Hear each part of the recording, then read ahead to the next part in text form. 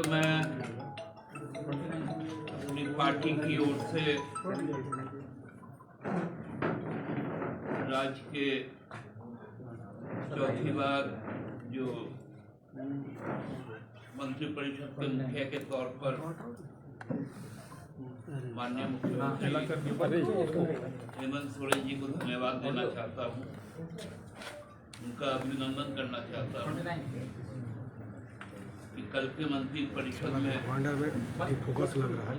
इस प्रकार से उन्होंने इस राज्य को अगले 5 वर्षों के लिए आगे बढ़ाने के लिए अपने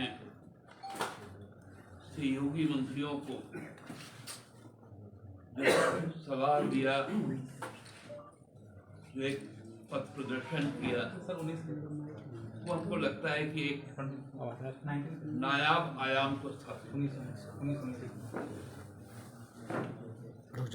पहले ये आगाह कर दिया गया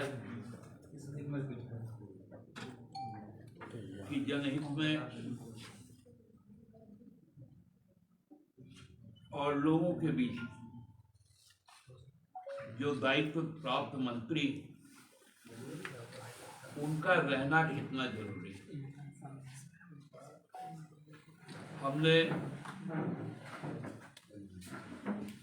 सरकार आपके द्वार जो कार्यक्रम को शुरू किया था, जहां पदाधिकारी चाहे वो थानेदार हो, तहसीलदार हो, बीडीओ हो, सीओ हो, सप्लाई अफसर हो, ब्लॉक के कृषि पदाधिकारी हो, रेफरल हॉस्पिटल के डॉक्टर्स हो, गांव-गांव, पंचायत में शिविर लगाकर लोगों के जो चाहिदा थे उनको संबोधित करने का काम कर रहे हैं। अब मंत्रियों पर भी यह दायित्व सौंपा गया कि अब हर मंत्री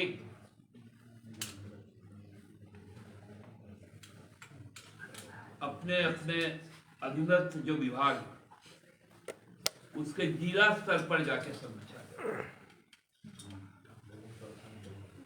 जो उससे आच्छादित लोग हैं योजनाओं से, उनसे सीधा संवाद करें। जिनको कठिनाई हो रही उनको भी सुने, और केवल विधायक ही नहीं, जो भी जनप्रतिनिधि है, चाहे वो पंचायत का वार्ड का सदस्य भी है, उसके साथ भी एक संवाद कायम करें। इसमें दलगत भावना नहीं होना चाहिए। हमारी प्राथमिकता ईमानदारी पूर्वक लोगों की सेवा करनी है, क्योंकि एक नया लकीर खींचने के लिए मुख्यमंत्री को जनादेश मिला और उस पे खरा उतरना पूरे मंत्रिपरिषद का दायित्व। हमको लगता है कि यह मंत्रिपरिषद भी पहली बार एक ऐसा मंत्रिपरिषद है जिसमें जो सबसे बड़ा वर्ग है समाज का, ओबीसी का, उसका सबसे ज्यादा प्रतिनिधित्व तय किया। 7 मंत्री बनाए। उसके बाद जो जनजातीय समूह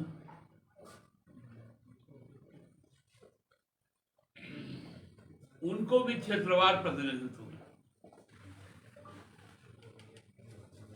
एक समग्र मंत्रिमंडल जो विधानसभा में चुनकर लोग आए, उसमें सबसे बड़ी भागीदारी ओबीसी समाज।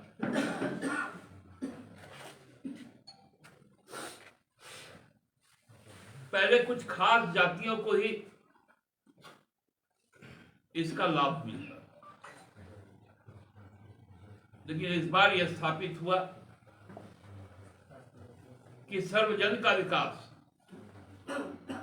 सर्वजन का विश्वास इस सरकार के साथ और सरकार उनके साथ। जहां इस तरह के नए उच्च मानदंड स्थापित किए जा रहे हैं, वहीं पर भाजपा के द्वारा जो निम्न हरकतें की जा रही है, ये लोकतंत्र को भी शर्मसार कर रहा है। कल की एक घटना सामने आई जब माननीय उपसभापति राज्यसभा ने, सभापति राज्यसभा ने जिस तरह से एक वाक्य को पेश किया कि जब विपक्ष वहां पर किसान आंदोलन की बात कर रहा था, किसान के मुद्दों पर चर्चा की बात कर रहा था, एक तरफ शंभू बॉर्डर में गोलियां चल रही थी और संसद में इसका गूंज ना हो, इसलिए एक मनगढ़ंत कहानी गढ़।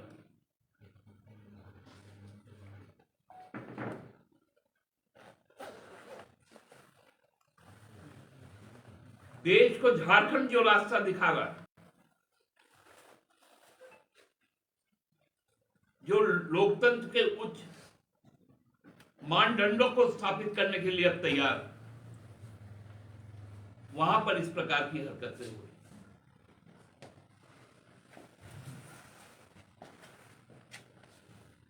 हम लोग जानते हैं, हम लोगों के पास में एक दायित्व आया और बहुत बड़ा दायित्व आया, और दायित्वों का निर्वहन भी हमको करना है।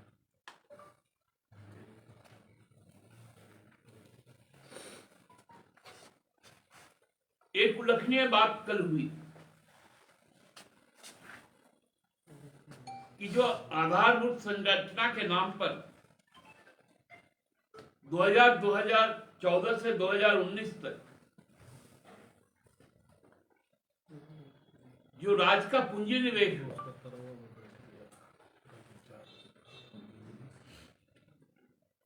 उसके उपयोगिता पर भी और जिस तरह के आयोजन हुए उसको भी रोकने का प्रयास।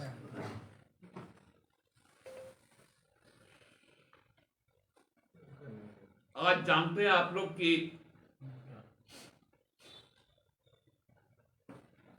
भविष्य में झारखंड में कितना विधानसभा के सदस्य होंगे, ये हम लोगों को नहीं मालूम, लेकिन वर्तमान में जो सदस्य हैं, जो वो भवन बना,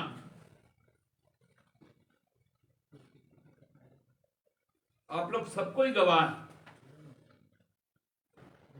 1/3 ही उसका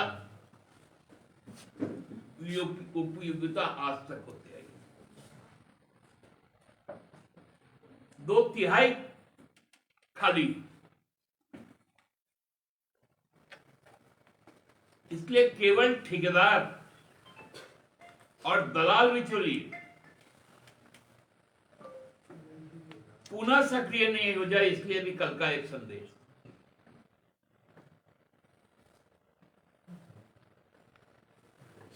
किस प्रकार 4000 करोड़ का डैम को चूहा खा गया, मोमेंटम झारखंड में कितना रोड शो हुआ विदेशों में भी जाकर, नतीजा यहां 8 के 3 पास। उन सभी चीजों पर रोक लगाएंगे।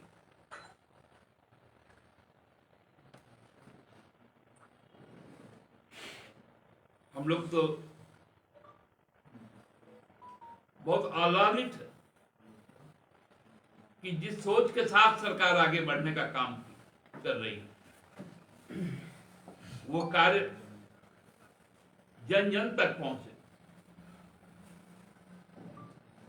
इसका लाभ को सुनिश्चित करना हर स्तर के जनप्रतिनिधि, क्योंकि उन पर विश्वास है लोगों का, उनके ऊपर में नहीं, पुनः सरकार को बहुत बहुत शुभकामनाएं। 9 तारीख से संवैधानिक तौर पर विधानसभा का भी गठन हो जाएगा और पुनः जब मंत्रिपरिषद आगामी दिनों में बैठेगी तो बहुत सारी ऐसी योजनाएं और निर्णय लेंगी जो हमारे जो घोषणा पत्र है, निश्चय पत्र है, जिसके प्रति हम जवाबदेह हैं, उनको पूरा करेंगे। धन्यवाद। दादा, 2-4 सवाल उत्पन्न हो रहे हैं आपके प्रेस कॉन्फ्रेंस से। पार्टी की ओर से सरकार को बधाई दी, वाकई में बधाई के पात्र है सरकार, लेकिन मैया को सिर्फ सम्मान कैबिनेट में जगह नहीं जेएमएम की तरफ से। देखिए, ये कैबिनेट पूरी तरह से गठबंधन के तहत लड़े गए आपसी तालमेल और आपको पांडे जी, मैं इसलिए कह रहा हूं कि मैया सम्मान जिस विभाग से चलता है, महिला और बाल विकास, उसको माननीय मुख्यमंत्री ने अपने अधीन रखा है। ये उनकी सिंसियरिटी, ये उनका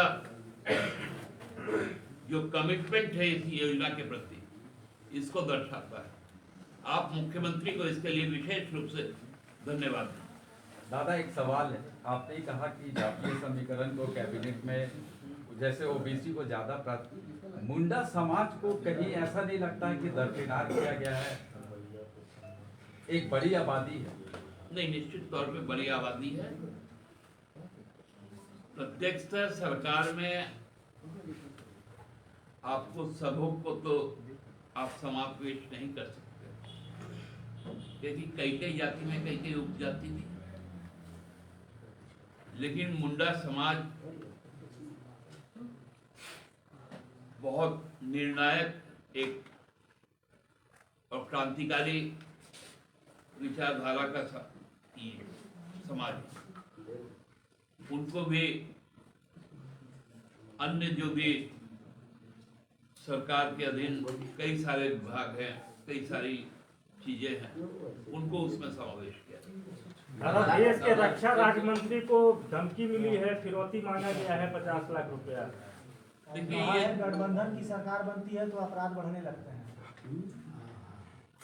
अब तो ये जो अपराधकर्मी जो भी होंगे, जो इस मानसिकता का है, उन्होंने दिल्ली में केस दर्ज करवाया है, झारखंड पुलिस के संज्ञान में आया है और प्रारंभिक जानकारी जो मिला है कि भाई होशिर का कोई होगा, तो वो जांच तो उनका साइबर सेल करेगा और उसको ढूंढ निकालेगा। और इसमें सरकार संकोचित कोई धमकी होता है क्या? आप तो ऐसा सवाल करते हैं भाजपा की तरह। अच्छा, रक्षा राज्य मंत्री को धमकी मिल गया। यहाँ तो कई लोगों को पंजाब के डीजीपी का फोन बैंक से हो गया था। यहाँ तो बिना सबूत का आप लोगों ने देखा होगा कि प्रधानमंत्री को जान से मारने की साजिश में कई लोगों को जेल में डाल दिया गया। उसमें एक फादर स्वामी की शहादत भी हो गई। आज तक उस केस का क्या हुआ कोई नहीं जानता। तो उस समय कौन सी सरकार थी उनकी? भाजपा की ही सरकार थी। इसलिए कृपया भाजपा जैसे मानसिकता वाले सवाल, क्योंकि ये बहुत निम्न कोटि के सवाल होते हैं, का जवाब ना दे, हम यही प्रयास होगा। दादा, ये है कि आपने कहा इंडिया अलायंस, विधानसभा सत्र में इस बार बीजेपी की फिर तैयारी है कि सदन का नेता चुने बगैर लोग जाएंगे, इसको किस रूप में देखते हैं? आपके पास जो देखिए, जो मुझे जानकारी आ रही है कि बहुत जल्द शायद हेमंत बिस्वा शर्मा आसाम का मुख्यमंत्री पद छोड़कर यहाँ पर नेता प्रतिपक्ष बनेंगे। हम लोग उनका स्वागत करेंगे, क्योंकि क्या एक तो शब्द है ना पनौती वाला, तो वो हमारे लिए पनौती है। तो वो आए और यहाँ नेता प्रतिपक्ष के रूप में योगदान दे उनका। दादा, 4,000 करोड़ के डैम वाले चूहे वाले मामले में क्या एनडीए चूहों की तलाश करेगी या फिर गठबंधन अब इसमें कमियों की जांच करवाएगी? एनडीए तो नहीं, इंडिया करेगा और चूहा तो निकालेंगे, कोई चूहा बचेगा नहीं। लेकिन दादा आपने कांग्रेस का रिक्वेस्ट को ठुकरा दिया, कह रहे हैं इंडिया की सरकार है। उन लोगों ने मंत्रिमंडल बांटा था, विभाग का बंटवारा हुआ था। मुझे इसकी जानकारी नहीं है क्योंकि जो पत्र जाता है मंत्रिमंडल का, विभागों का, मंत्रियों का नाम का, उसमें माननीय मुख्यमंत्री का हस्ताक्षर चलता है। तो वहां पर कांग्रेस का कोई हस्ताक्षर गया है कि नहीं ये हमको नहीं मालूम, लेकिन जो मुख्यमंत्री का हस्ताक्षर, जो मंत्रियों का नाम गया था और जो विभाग गए थे उनका बंटवारा हो। धन्यवाद।